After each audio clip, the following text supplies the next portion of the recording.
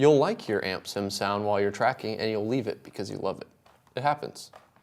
And that's what happened with A Loss for Words when I was doing it. Okay, so this is more of a rock band if you've never heard them. This is an unmixed version of it, but I'll be going through the tone that you're about to hear.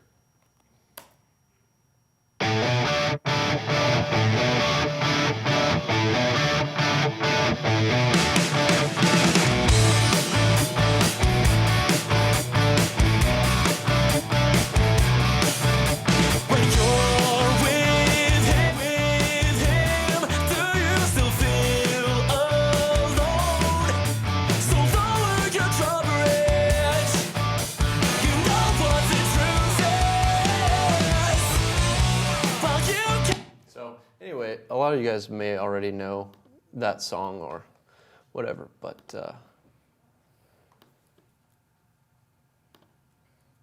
okay, so this is, I like the way that this sounded for this band because they have, I think we have slides with the pictures, okay. They have more of a rock sound. It's not super high gain stuff. But we needed some clarity, so Amplitube was pretty cool with that. I'm going to see, okay, here's an overview. Let's go to the slide really quick. Yeah, this is an overview of all the settings. If anyone at home wants to take a screen cap of this and they can analyze it later, these are the actual settings for all the parts that were included. Now I'm going to go through all this in just a second. So, okay, let's get it. Let's put the screen back to Pro Tools if we can. Cool. So the signal chain starts out with a great DI, obviously. We tracked this album with, I think it was some Les Pauls, some, or a type of a guitar like that. I can't remember exactly, but we start out with one of my favorite pedals in Amplitube, which is it's called Overscream. It's based off of the Tube Screamer made by Ibanez. As you can see, the drive is very, very low because I just wanted the cutting from the tone. This little knob, let's see if I can demonstrate this in real time. So this is just the guitar track, and I'm going to mess with the tone knob.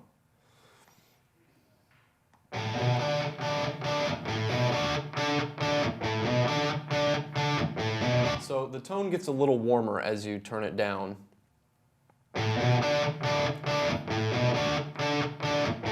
a little less gain. So as you turn it up, you get more clarity, and it'll cut through.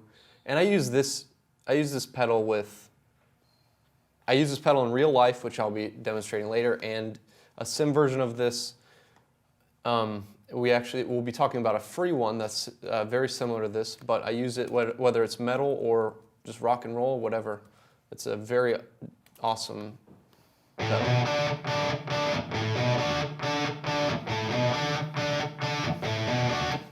So there we go.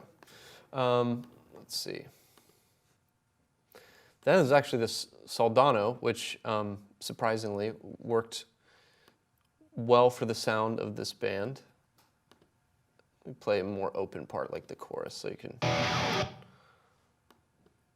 hear it all come together.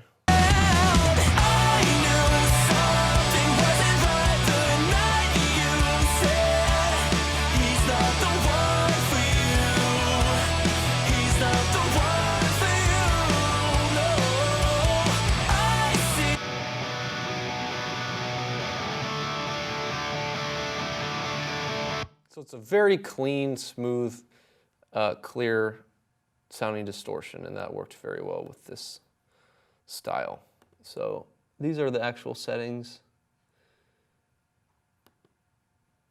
We use the orange cabinet setting, mostly on the condenser mic. This is modeled after U87, slightly off axis, with a mixture of 57, also off axis to the other side, but it's mostly the 87 sound, and that's what brings the brightness to this tone, I think. and nothing else in the rack, except we did have a little EQ. It's kind of extreme, but I recorded this a little while ago, but it's a little dip in the mids and highs, a little roll off on the end, because it's not a super heavy band. So I'm actually going to show you guys really quick. If you're at home, you should put on some headphones, because this song is a great example. It starts out with just a guitar on one side.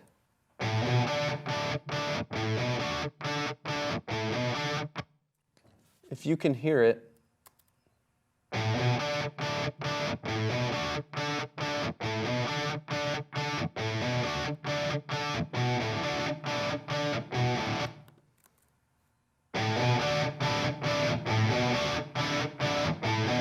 you can subtly hear the room sound in the other ear as that's playing. And actually, let's show the difference really quick without the reverb.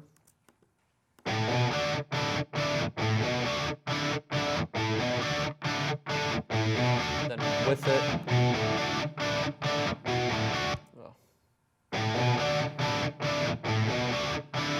So you can see it kind of fills out the other side, so it doesn't sound like it's just in. So when you're working with amp sims, you run into things like this where you're trying to bring life to it, and sometimes just adding a little bit of reverb can add some cool effects to that. So this one that you heard was the orange cabinet that came with it, and I liked it for that, but I usually have a lot of problem with cabinets. And the way these cabinets work is something that we're going to get into a lot more tomorrow, and even how to make a fake cabinet is called an impulse response. And it kind of takes an audio snapshot of the way the speaker responds to different frequencies when it's run through it. So it's a way to make a fake cabinet. And I actually have one that I use all the time that I'm actually going to be giving away when you purchase the full class, whether it's today or later, and you're going to get to hear that right now. So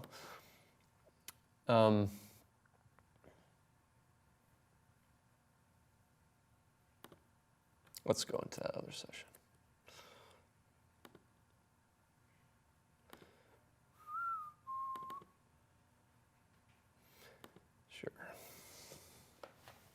Okay, so I'm opening up Dead and Buried by A Day to Remember from Common Courtesy.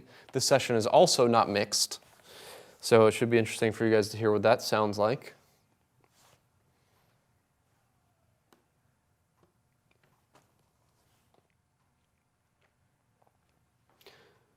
Okay, so what I'm first going to show you is a real amp. It's listed as the angle on here, but that's actually not an angle. I don't know if you can see that. It says angle here, but we used an angle, and I accidentally just mixed this up. It should be Bogner, so whatever.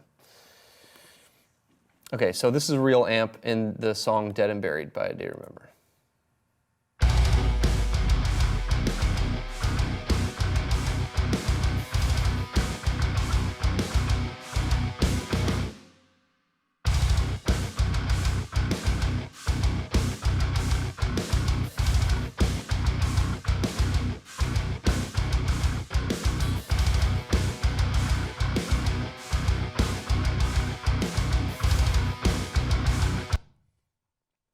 So that is a real amp.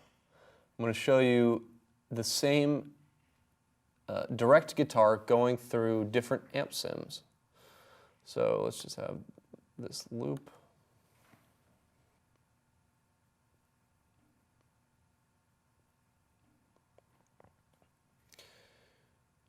All right.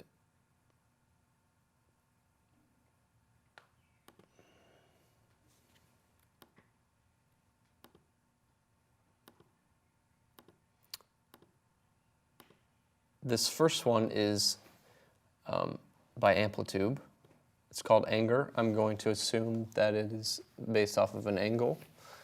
Again, I have the overscream, which is like the tube screamer. A lot more drive on this, obviously.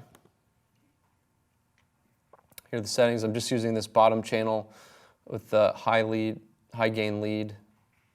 This cabinet is off. It's bypassed. All the cabinets that you're going to hear on these different versions, on these different sims, are the cabinet that I made that you'll be getting with the class. So I'm going to switch. Hopefully you could be watching at home when I switch so you can hear the difference. You won't really be able to hear me talk when I switch. So just pay attention and you'll see when it switches over.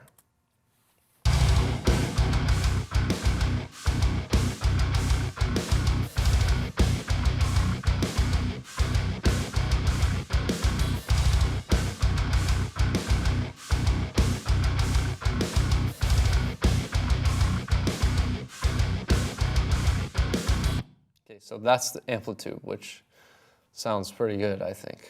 I'm going to go to another section in the song where it's more of a sustained sound.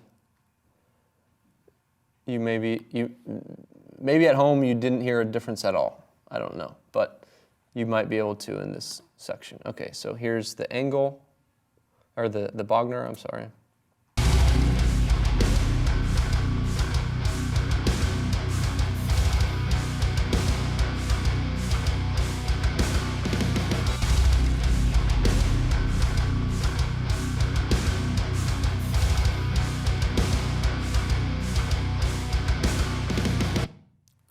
So if you can't tell a difference, whenever I switch to the real amp, I can hear like a low-end growl that I really like that's missing a little bit from the Amplitube, but maybe that could be dialed in if that's all you have to work with, but it's pretty close. And one of the reasons that it's so close is because of the impulse response that I'm using. And it's the same exact cab that was used when we recorded. And it was the same mic setup. I made the impulse response with the actual setup. So let's listen to some other ones. Or really quick. These are so that's bypassed. So again, I have the tube screamer. These are the settings. I'm only using the bottom section here, the high gain. And then the cab is bypassed. And then I have a little dip around 280 hertz by about 6 dB, and then my impulse response that you guys can get if you want. Okay, so let's do the next one. Is one that a lot of people are familiar with. Actually, okay, the next one, no, you may not be familiar with this one. The next one is called Lepoulin. It's a free VST plugin. The website is right there. You can pick it up. It will work if you have a wrapper where you can make it. Does this come in audio unit or was it VST? Oh, okay, so you can use it in Logic and any other DAW that supports VSTs.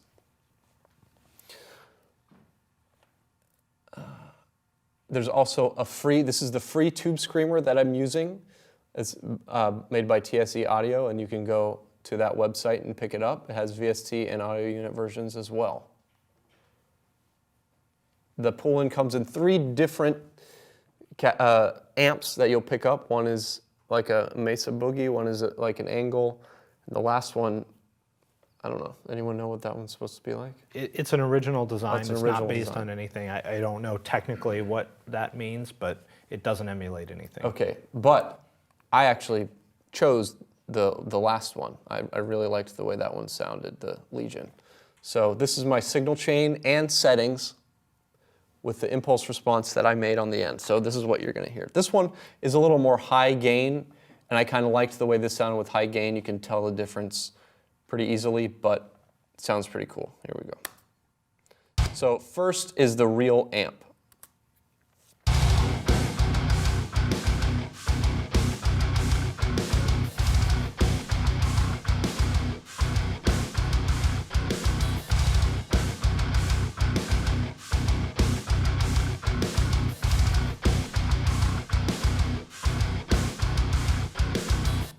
So that one, the qualities that I hear in there, it doesn't have as much of an attack during the scribbles, the scrubs, the chugs, whatever you want to call them. Let's see what it sounds like on sustained parts. Okay, so here's the regular amp.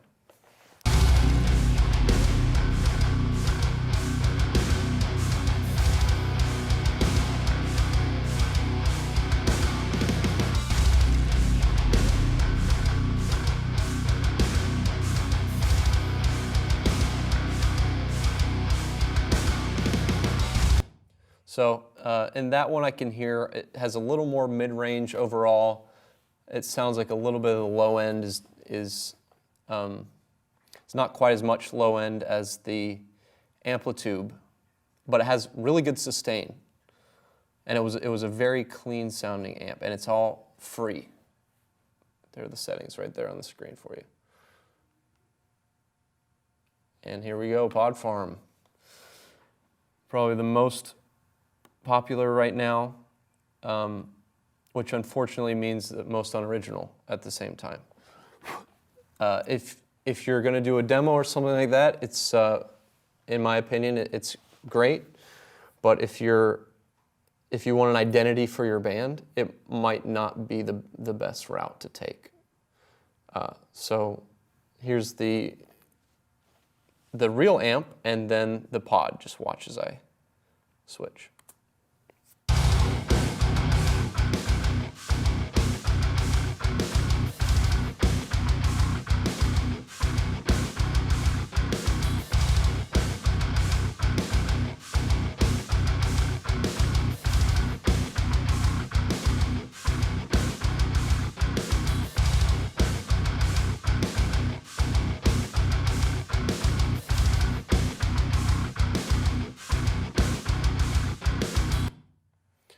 So there we go. You can get it from line 6. There's information there. These are the exact settings that I used, if you have that. Again, the cabinet is the one that I created. Let's go to the sustain part.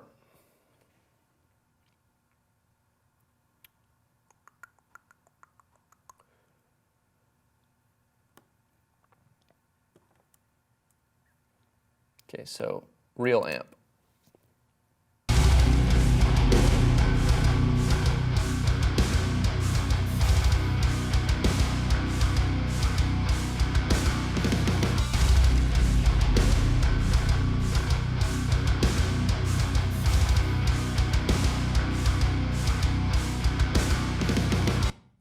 Okay, so that could use a little more gain in parts like that, and I do want to point out that whenever I'm tracking songs, I will adjust the tone as I'm going through the song. If it needs more sustain, I'll give it more gain, and if it needs to sound a little bit tighter, I'll back off of the gain. So that's actually a good example of what you're hearing in the verse chugs versus the sustain breakdown. Can I ask a quick question? Yes. Paradigm wants to know, or says, I notice you're using a lot of Pro Tools stock plugins. Do you generally mix with these, or do you use other plugins as well? A good question. Whenever I EQ, specifically if I'm going to take away frequencies, I'll use the stock plugins on Pro Tools, but if I'm going to add frequencies, I'll use a high-end one like the SSL EQ or something like that.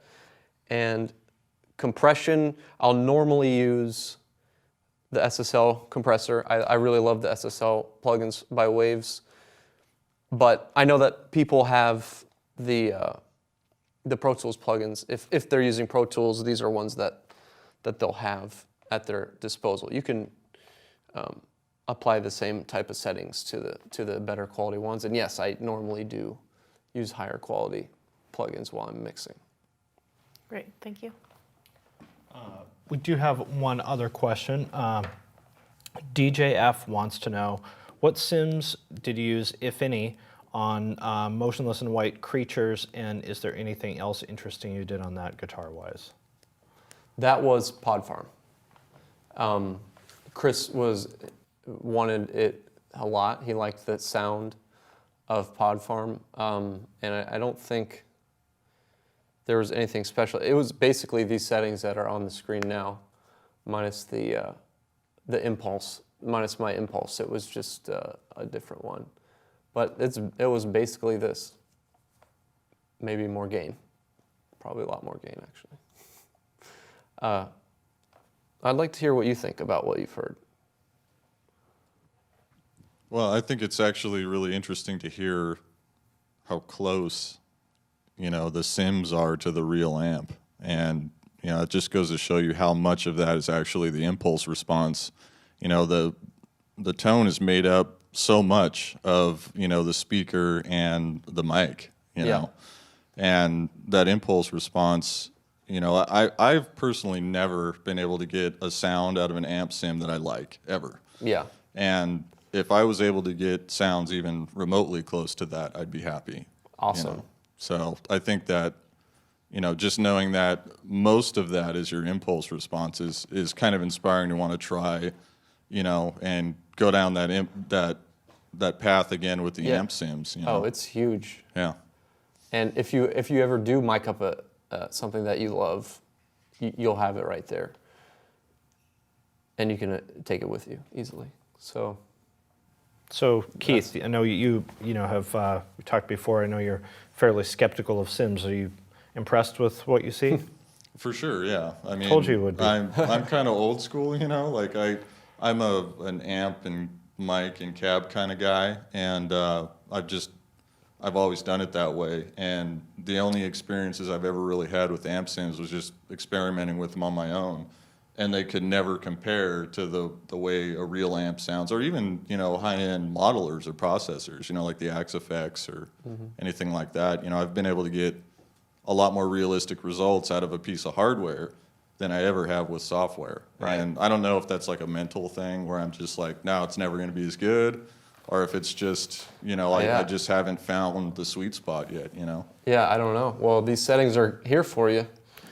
We have a couple questions from the chat room. So I know you have a slide on it, and I'm not sure if you hit on it yet.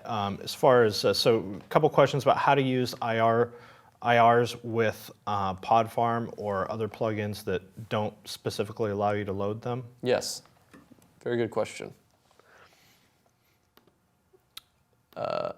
So this is a good example. There's nowhere in Amplitube to load an impulse response. So what you do is you bypass. Let me show you for those of you that are not familiar with impulse responses or anything like that, I'll show you what a guitar tone sounds like without an impulse response.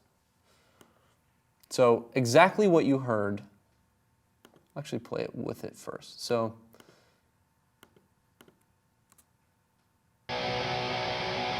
this is the chorus, and I kind of wanted to go, because this is just normal strumming, and I know people want to hear that too, because that's popular with like more rock people, yeah, real music. So I'll just play this for example. This is Amplitube.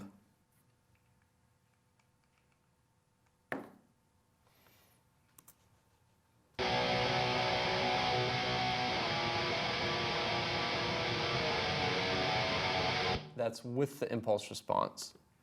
And then let's see if you can hear the difference without it. So I hope I didn't blast anybody at home, but your speakers are not distorting. That is what it sounds like out of even a real amp whenever you don't have a cabinet. It makes it sound like black metal. Yeah. So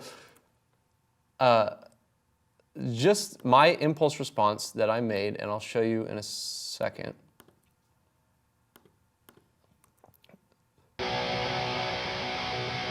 Takes it to that, from that nasty fizzy sound that you just heard, which impresses even me.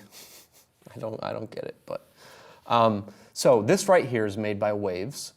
It's called the IRL, and you can load custom whatever impulse response you have. You would go to import impulse response from file, and you would just load it in. But first, before you do that, you have to make sure that you turn off the cabinet.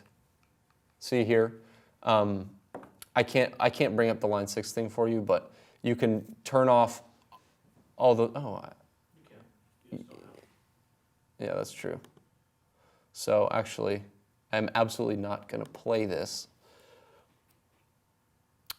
but I am going to just load it up because it would be a tone on a tone. Okay, so all you got to do is turn these off or delete them. The cabinet. That was a combo amp, so that was actually a terrible example because it deletes the amp and the cabinet. But you get the point. You can delete any of this. So wherever your cabinet is, you just delete it or bypass it. Can you just load up like load up a tube screamer and whatever head just so they see what it should look like? How about this setup? That's a noise gate.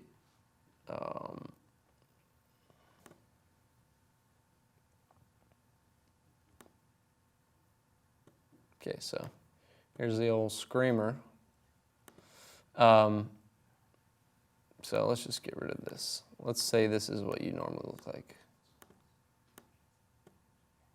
So you have your screamer, your amp, you got your flip top, and your cabinet. So what you would do is you just bypass it or delete it.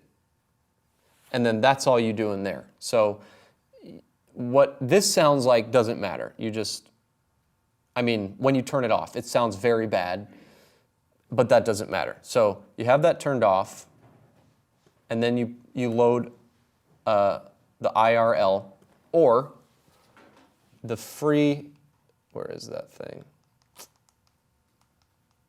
Come out. There it is. If you could switch to the slide. You get the free pull-in cabinet sim. You would load it into that. You can see there's a close-up of it, what it looks like loaded in. I wanted to show what the strumming sounds like because that's a different kind of a thing. So.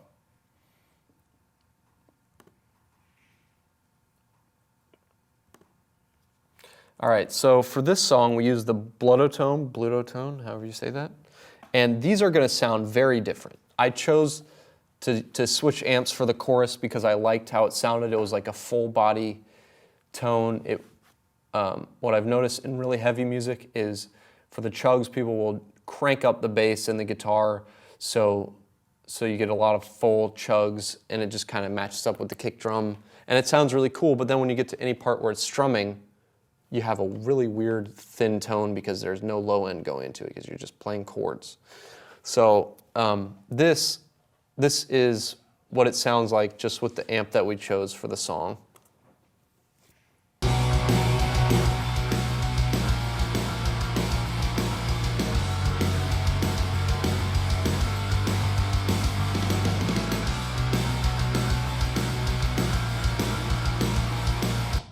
So I'm going to do a little loop section.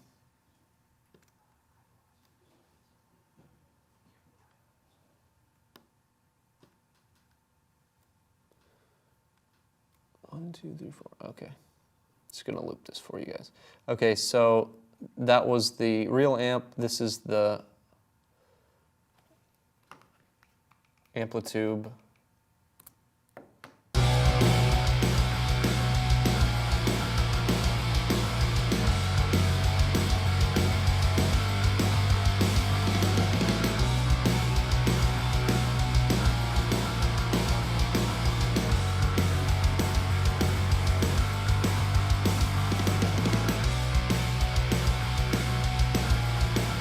So if you notice the difference between the real amp and Amplitube of these settings, if I was actually going to mix this song with Amplitube, I would change the tone as it gets to the chorus so it can sound bigger. The guitars in Amplitube sound, in my opinion, a little bit thin because they don't have that nice little, the low end, mid-range to help fill out those chords because they're not super low like the chugs or anything like that. And that's important to think about when you're getting tones. Just getting one flat tone for the whole song isn't a great idea, and I have a hard time even trying to do that. So that is, go ahead. How would you go about changing the amp sim tone, as it goes throughout the track? Do you automate that, or? No, I wouldn't automate that because some plugins don't. I don't know how it is in your program, but in Pro Tools sometimes some plugins are weird about automation, and sometimes there will be a latency and it won't change at the right time. So I always make sure that I just have a new track with the guitar. So you would just double it and then change the tone on just that specific part on a separate track? Exactly, Okay. yeah. 'Cause that, to me, that's the most accurate way to have it change tones. Okay, so this next one, I'm gonna switch between the real thing and the Lepoulin.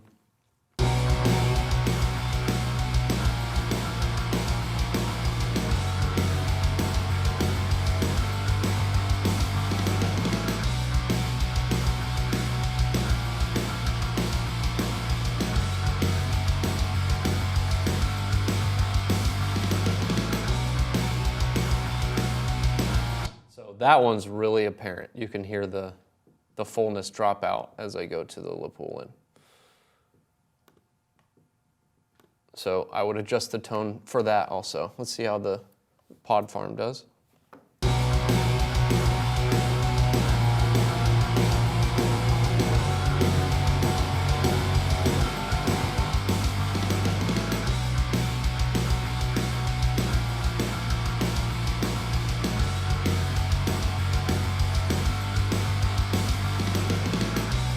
Okay, so actually that did the same thing as all of them.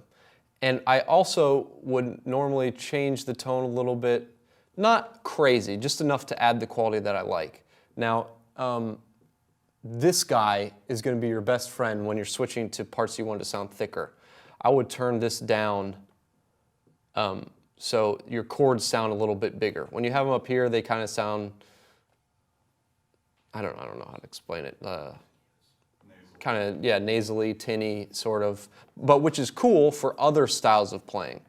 So when you have a band that goes between different styles, like A Day to Remember, it's nice to know these things. And it's nice to know for bands that just do completely different genres altogether. You might never want to go to this setting for a band. It might sound terrible.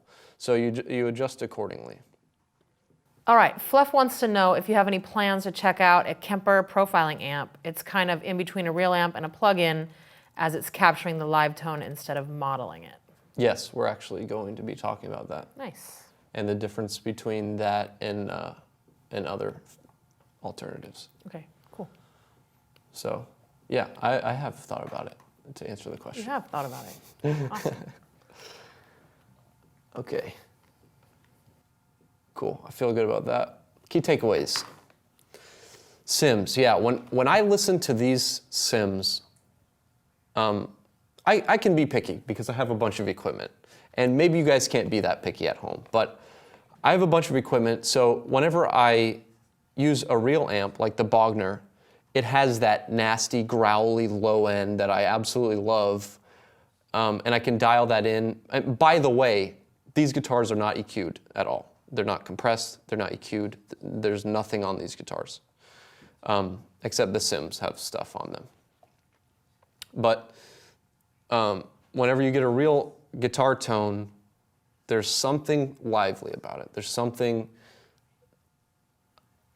I don't know what it is, but that's I can be picky about that. But for you guys, you can get really close just by using these settings that I've, by grabbing that impulse response that I made and dialing in these settings.